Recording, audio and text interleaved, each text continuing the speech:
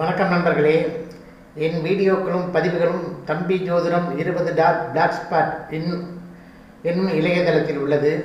அங்கு சென்று நான் இதுவரை பதிவு செய்த வீடியோக்களையும் இனி பதிவு செய்யும் வீடியோக்களையும் நீங்கள் பார்க்கலாம்.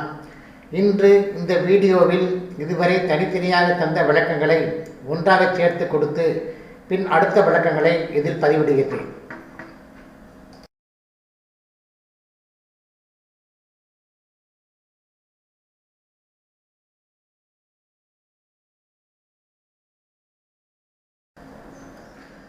மொத்தம் 12 ராசிகள்: மேஷம், ரிஷபம், மிதுனம், கடகம், சிம்மம், கன்னி, துலாம், விருச்சகம், தனுர், மகரம், கும்பம், மீனம் என்று 12 ராசிகள்.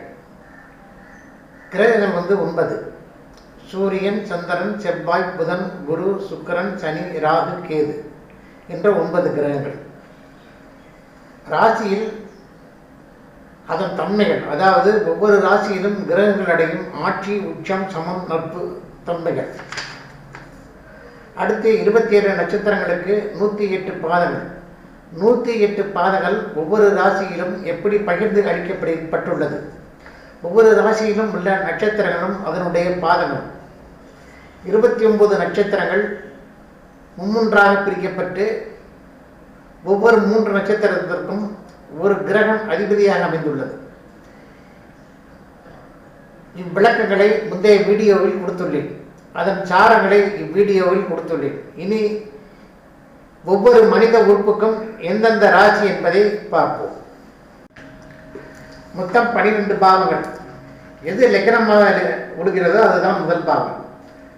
முதல் பாவம் சிரசு, இரண்டாம் பாவம் முகம், மூன்றாம் பாவம் கழுத்து, நான்காம் பாவம் மார்பு, ஐந்தாம் பாவம் மேல் வயிறு, ஆறாம் பாவம் அடிவயிறு, ஏழாம் பாவம் இடுப்பு, எட்டாம் பாவம் மர்மஸ்தானம், 9ஆம் பாவம் துடை, 10ஆம் பாவம் முழங்கால், 11ஆம் பாவம் கணுக்கால், 12ஆம் பாவம் பாதம். இதுவரைக்கும் நாம் ராசிகள் 12ஐயும் கிரகங்கள் 9ஐயும் அதே போல் அந்த ராசிகளுக்கு எந்தெந்த கிரகங்கள் அதிபதியாக இருக்கின்றது, எந்தெந்த கிரகங்கள் எந்தெந்த ராசிகள் ஆட்சி, உச்சம், நட்பு, பகையாக இருக்கின்றது, எந்தெந்த நட்சத்திரங்கள் எந்தெந்த ராசிகள் எத்தனை பாதங்கள் இருக்கின்றது என்ற விவரங்களையும் மற்றும் திசையினுடைய விவரங்களையும், எந்தெந்த நட்சத்திரங்களுக்கு என்னென்ன திசைகள் வருகின்றது, அதாவது எந்தெந்த நட்சத்திரத்துக்கு என்னென்ன கிரகங்கள் அதிபதியாக இருக்கின்றது என்பதையும், மற்றும் சரராசிகள், ஸ்திர ராசிகள், உபயராசிகள், பஞ்சபூத ராசிகள், இத்துடன் இன்று மனிதனுடைய உறுப்புகள் எந்தெந்த பாவத்துக்கு சம்பந்தப்பட்டது என்பதையும் பார்த்திருக்கின்றோம்.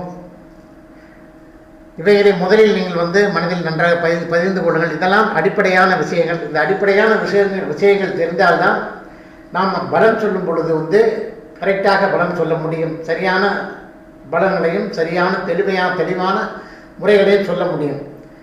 அதாவது தெளிவான முறையில் சொல்றதுக்கு இந்த அடிப்படைகள் நமக்கு மிகவும் முக்கியம். மற்ற சப்ஜெக்டுகளை அடுத்த வீடியோக்களில் சொல்லுகிறேன். இந்த வீடியோ பார்த்ததற்கு நன்றி. இந்த வீடியோ பிடித்திருந்தால் எனக்கு ஷேர் பண்ணுங்கள். நன்றி, வணக்கம்.